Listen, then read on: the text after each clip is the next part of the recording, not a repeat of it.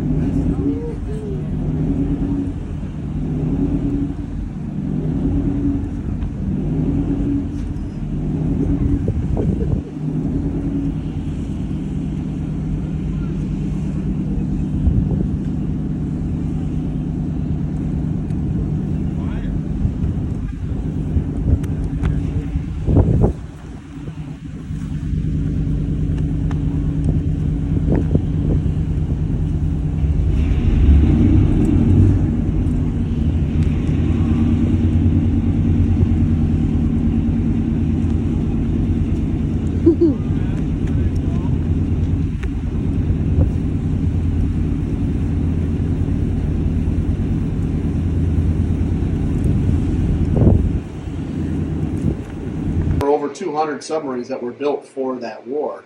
And out of all of those 200 submarines, Silversides sank the third most ships. Okay? Now, the two submarines that sank more ships than Silversides, one of them was called the USS Tang. It was actually sunk by its own torpedo during the war. And the other one was called the USS Tautog, which, believe it or not, ended up here in Lake Michigan after World War II also, and was scrapped in 1960 up in Manistee. It is the most successful surviving submarine from World War II, but we can expand on that a little more. There is literally no submarine anywhere in the world that still exists that's not on the ocean, the bottom of the ocean, that sank more ships than Silversides. She is the real deal. So she had a lot of close calls during World War II. She was also almost lost several times. She did lose one crew member during the war. Actually, at the very beginning of the war, the first ship they ever tried to sink on their very first patrol, a crew member named Mike Harbin was lost. And the reason he was lost was because submarines, when you see a submarine movie most of the time, right, what weapon do they use to try to sink ships? Torpedoes, right, is what you always think. But most people have no idea that American torpedoes during World War II were extremely unreliable. They just weren't very good for various reasons. So in order to combat that, they simply added guns to the deck of the submarine. But in order to man those guns, you had to have men up on the deck, and the submarine had to be on the surface, okay? So if you look around that deck when you guys go up and out, you'll notice there's nothing to hide behind. So the very first ship this submarine ever tried to sink, they surfaced the boat, the man went on board to man that gun, and they were firing into a Japanese trawler, which was like almost like a big wooden fishing boat. And of course, the Japanese were firing back. And so Mike Harbin, the one man who was killed, got caught in the crossfire and was killed right on the spot up on the deck. However, like I said, that happened right at the beginning of the war. Nobody else was killed on board this boat the entire length of the war, okay? So the crew was generally about 70 guys, give or take. Upwards of, I think the largest crew was like 73, and the smallest crew during the war was just under 60. So figure somewhere in the middle around 70. And how long would they be out? Yeah, so they would generally be on patrol. 60 days is just a good number. It all depended on a couple of things. So torpedoes, they carried 24 of them when they went out for war patrol. As soon as those 24 torpedoes were gone, they came back, okay? And then the second biggest, a couple other things are fuel, for one, and food for the crew. So you got food, fuel, and you got torpedoes, and when those were all expended, or a certain one was, you had to come back, obviously, to get resupplied. And how about what's... I'm sorry. No, yeah, go ahead. How was the second most tonnage? How did that get sunk by its own torpedo? Yeah, so it was one of the reasons, or one of the things that was wrong with torpedoes, American torpedoes during the war. And this actually happened to Silversides. So they had a lot of problem with depth settings and also gyro settings. So when I say gyro, basically they have a gyroscope inside these torpedoes, okay? And when you fire this torpedo, you give it a gyro angle. which basically is I'm going to steer to this degree after I leave the torpedo tube.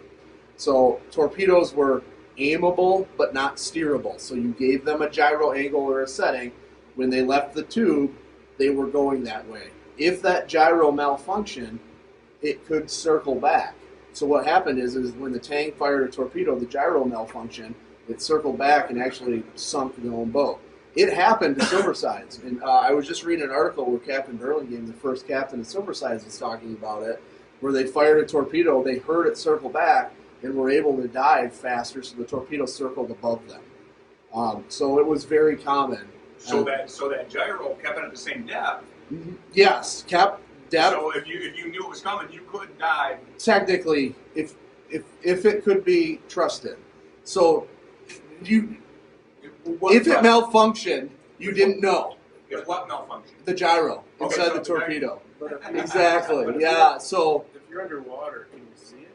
no, there are no windows in How the would boat. you know? You can listen. Oh, You listen to it. yeah. Yep. So with sonar, so you listen to what's around you. Right. So that was very close to Silversides. Another instance, probably the most famous thing happened on board the boat during the war is a guy had his appendix taken out on board. And remember, there's no doctor. And you're out in the middle of the Pacific Ocean. So you really have a couple options. Option one is you can let the guy die.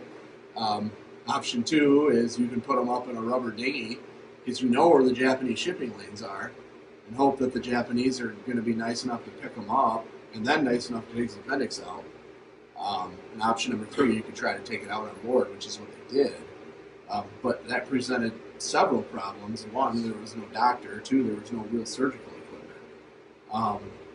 And the anesthesia that they had was not necessarily up to par with the length that this surgery took. So they decided to try to take his appendix out. On board the boat, they did have what they call a pharmacist mate, which is like the equivalent of an army medic.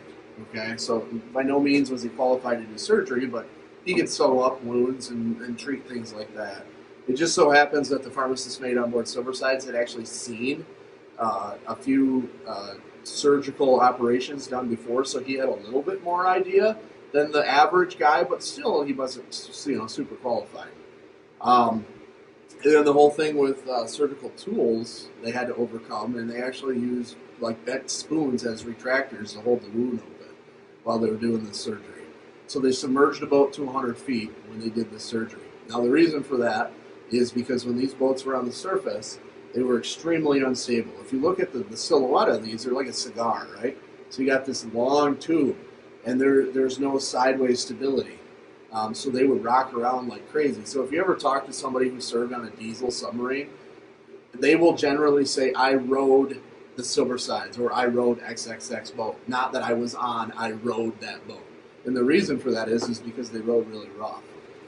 So submerged, though, they were absolutely stable and quiet.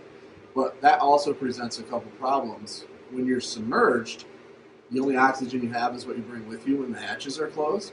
So you got 70 guys inside the submarine breathing this air. There's no way to make new oxygen, and there's no way to get rid of CO2.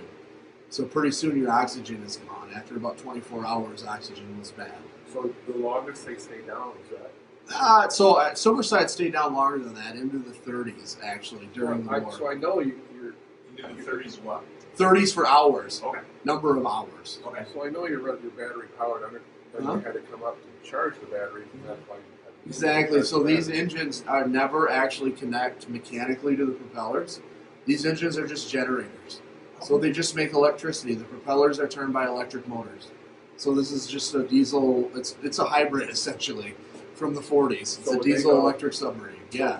So the sequence, operational sequence, be down 30 hours or whatever, 24 hours, and then back up to charge.